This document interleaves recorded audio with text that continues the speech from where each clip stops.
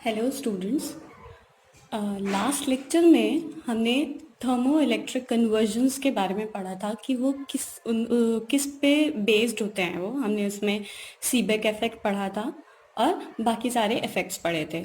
और आज हमने मटेरियल्स कौन कौन सा हम यूज़ करते हैं इसके कंस्ट्रक्शन में, और थॉमसन इफेक्ट पढ़ा था हमने, और पेल्टियर इफेक्ट के बारे में हमने पढ़ा था।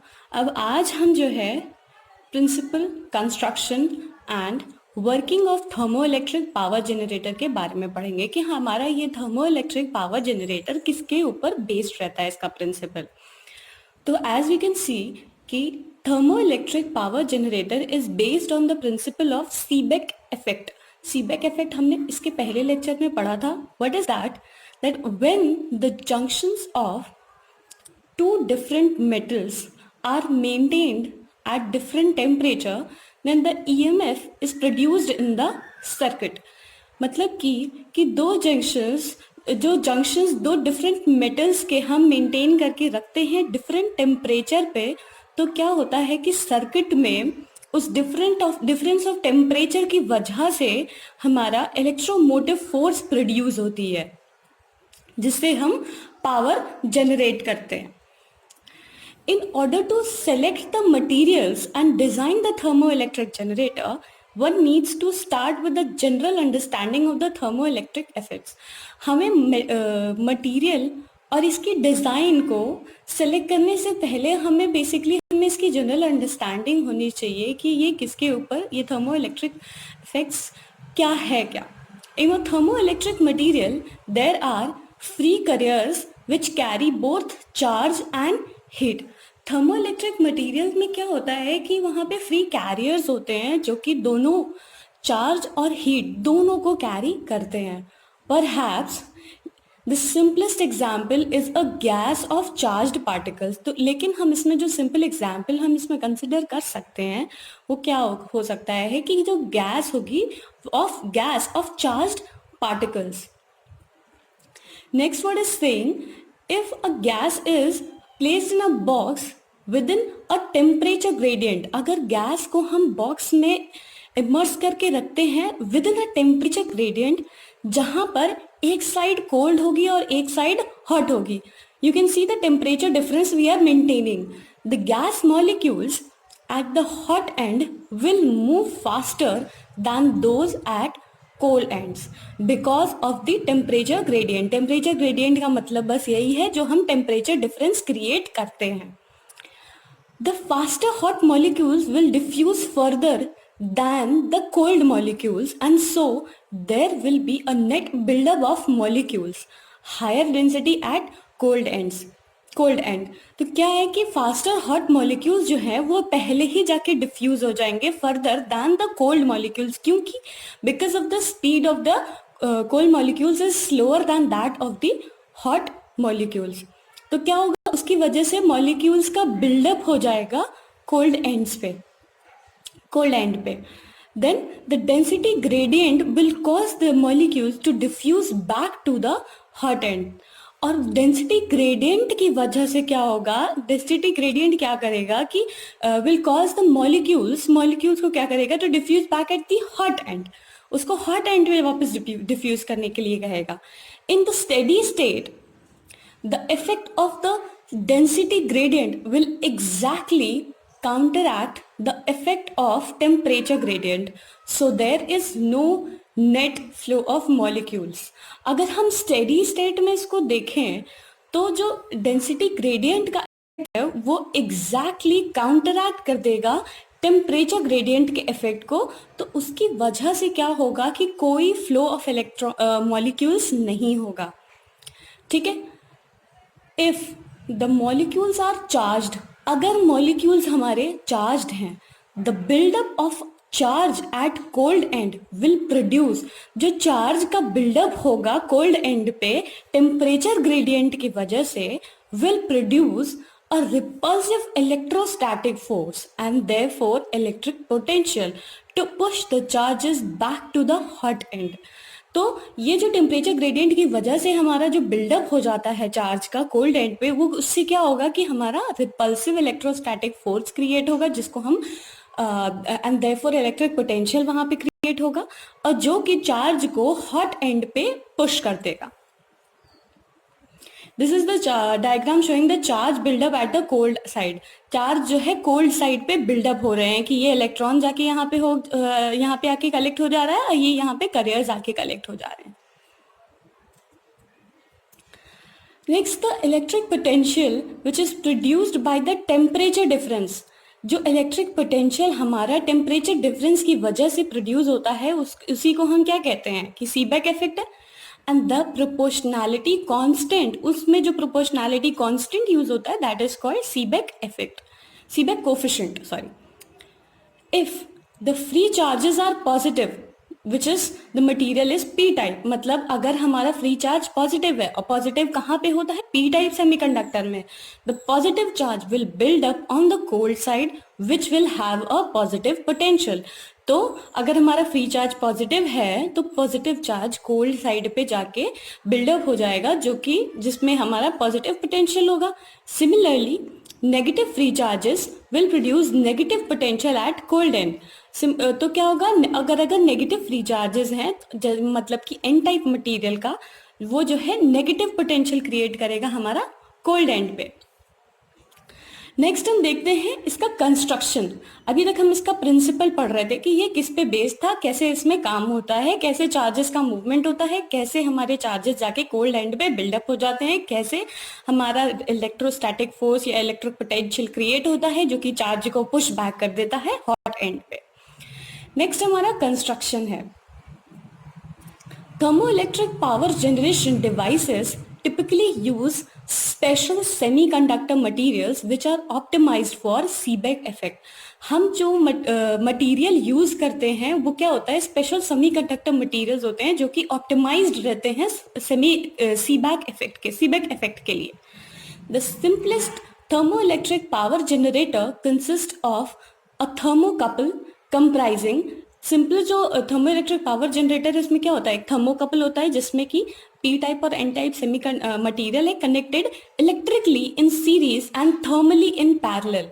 मतलब इलेक्ट्रिकली हम उसको सीरीज में कनेक्ट करेंगे और थर्मली उसको पैरेलल में कनेक्ट करेंगे। Heat is applied to one side of the couple and rejected from the opposite side.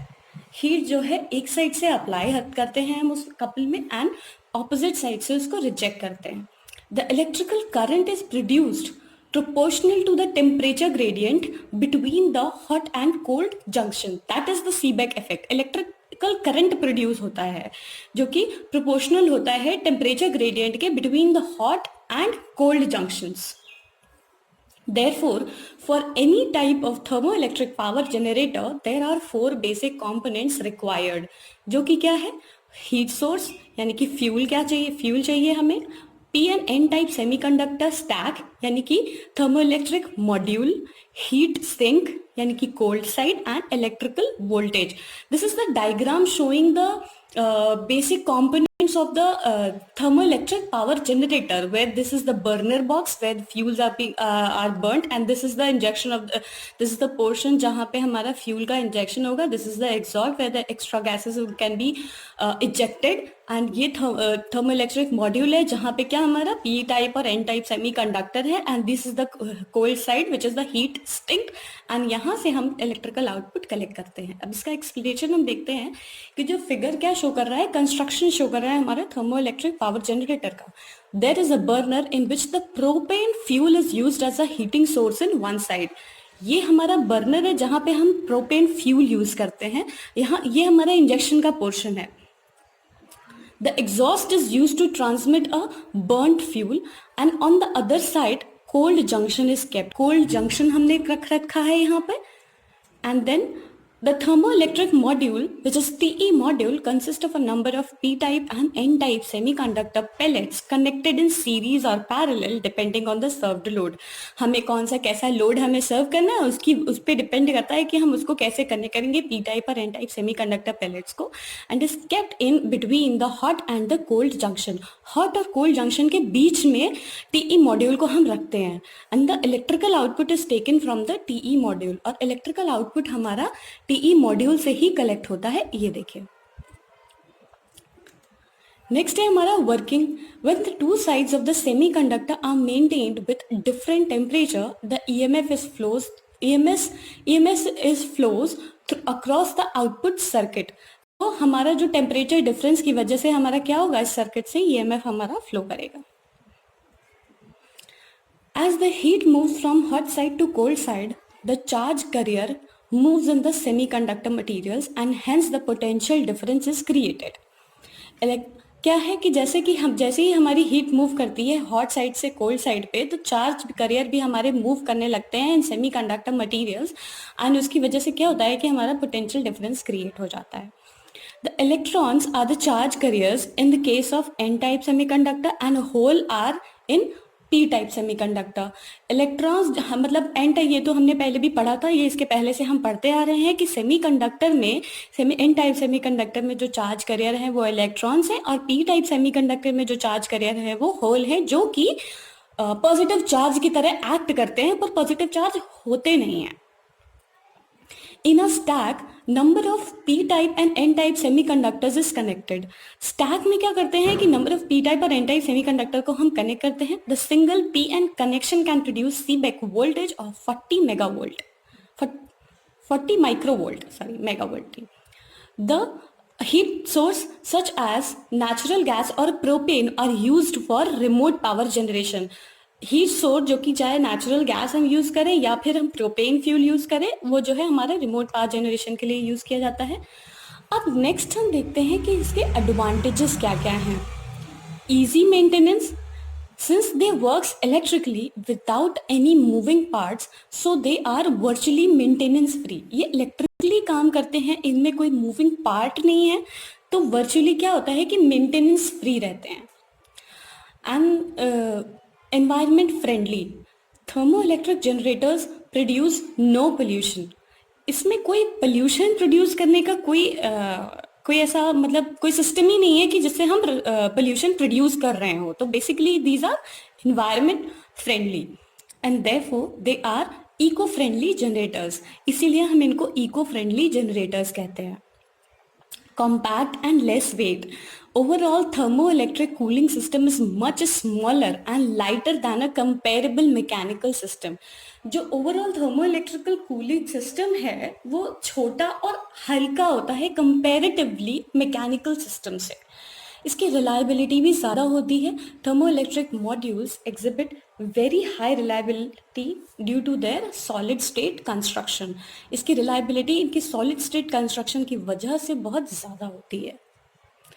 कोई नॉइज प्रोडक्शन नहीं होता है. They can be used in any orientation and in zero gravity environments, thus they are popular in many aerospace applications.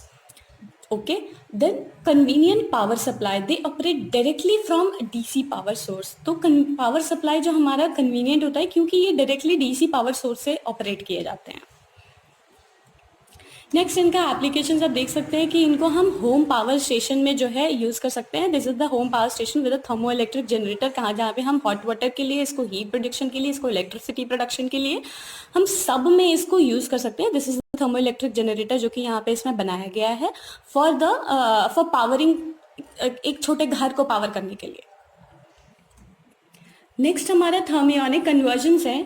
ये हम next lecture में अपना cover करेंगे. इसमें ये इसी का लास्ट टॉपिक है. इस पर्टिकुलर यूनिट 4 का पहला टॉपिक यही था, थर्मोइलेक्ट्रिक एंड थर्मियोनिक कन्वर्जन्स, जिसमें हम थर्मोइलेक्ट्रिक कवर कर चुके हैं आज के लेक्चर में और लास्ट के लेक्चर में.